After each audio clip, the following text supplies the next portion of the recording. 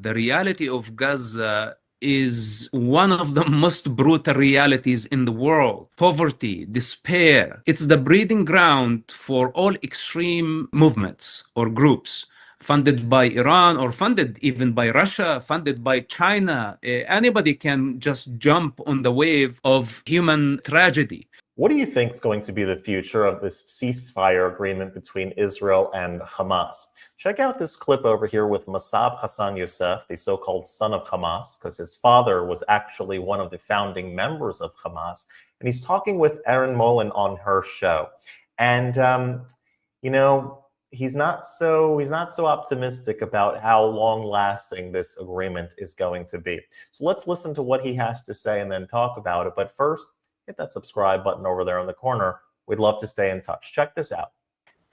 It sounds to me like the only option here for any kind of enduring peace in the Middle East, not just for Israelis, but for children born into Gaza, who you say are innocent. The only innocents in Gaza, the only people you can't suspect of terrorism are the children. Hamas must be destroyed, but how do you do that? Because this doesn't seem to be the way. Look, Gaza is a breeding ground. This is what Gaza is all about. The UNRWA, funded by Arab oil money for almost 50 years and more, they kept the refugee status. This refugee status created the reality of Gaza. The reality of Gaza is one of the most brutal realities in the world. Poverty, despair. It's the breeding ground for all extreme movements or groups funded by Iran or funded even by Russia, funded by China. Anybody can just jump on the wave of human tragedy. Take, for example, when Gazans were allowed at some point to come to our town, which I'm from the West Bank, it's about 100 miles away. I never been to Gaza prior to the October 7 war. But when the Gazans came to our town, which is a Christian town, within weeks, we start hearing for the first time in our town rape stories, violence, looting, all type of chaos. The people of Ramallah, the people of the West Bank simply said, we don't want Gazans coming here at all. And we kicked them out.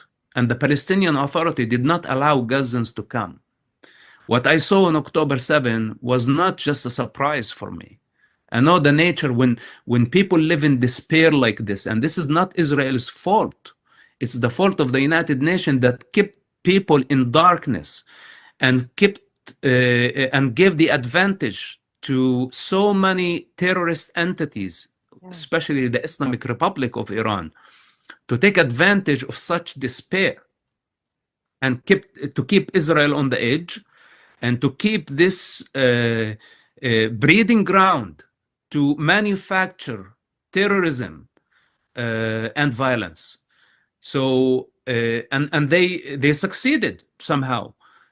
And now everybody, including the United Nations, blame Israel, instead of saying it was our fault to keep the UNRWA and keeping the refugee status for 5 generations, where we created a situation where 20 people are sleeping in the same room with no hope, drowning in despair and poverty, while the Hamas leaders in Doha became billionaires, and the Palestinian Authority leaders also became billionaires, taking advantage and exploiting the tragedy of Gaza. And today we are in the same position, where the rich will get richer and the poor will get poorer, and everybody would expect that peace is going to happen on its own. This is why I said from the beginning, and especially after October 7, I would never even consider the option that after October 7 and what we saw, that we must end the breeding ground, evacuate everybody. This is a humanitarian evacuation. Then after that, burn the nest. This is the correct strategy. President Trump understands this. And this is why from the beginning, when he came to office, he said that I want to relocate the entire population of Gaza. It's not because he wanted to take revenge from the Gazans, because he wanted to end the breeding ground.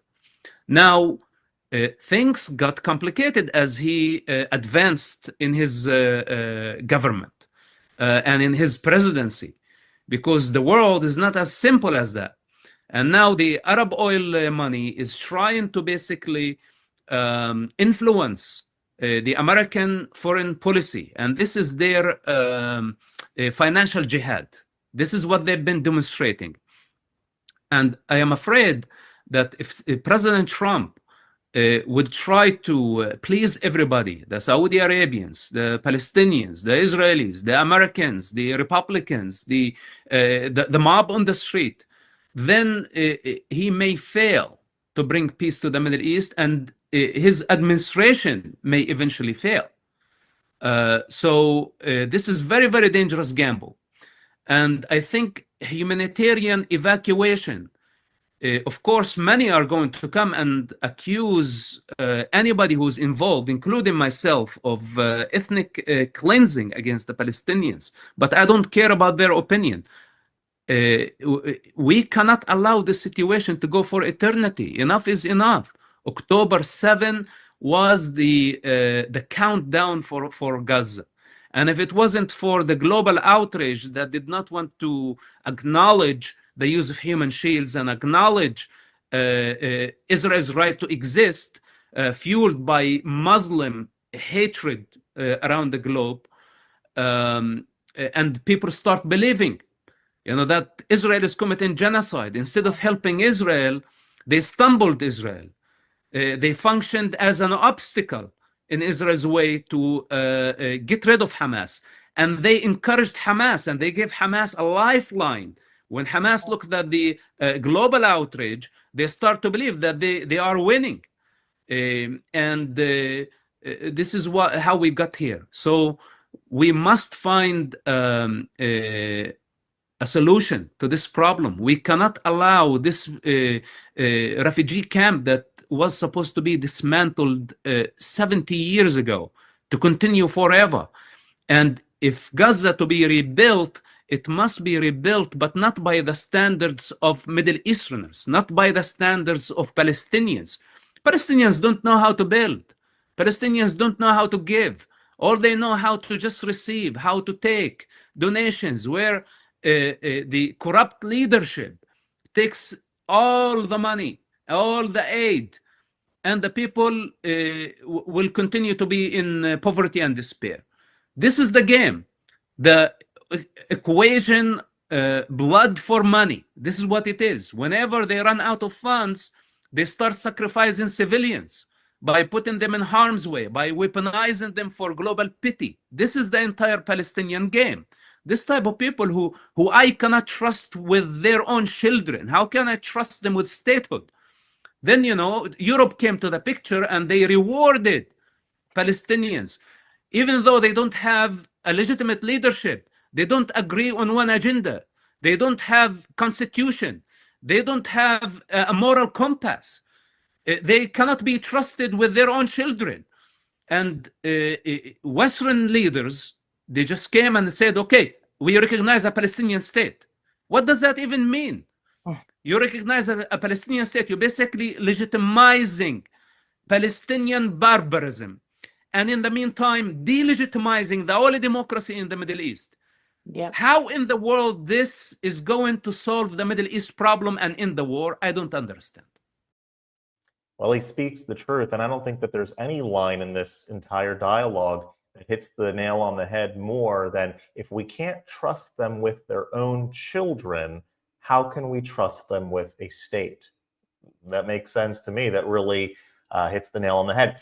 And he does go through in a very clear way, showing how corrupt leaders and foreign money fuel the Gaza conflict. And in order to achieve a lasting peace, not just a temporary ceasefire, there has to be inherent change in the way that things work over there. There has to be a new ideology that sweeps through.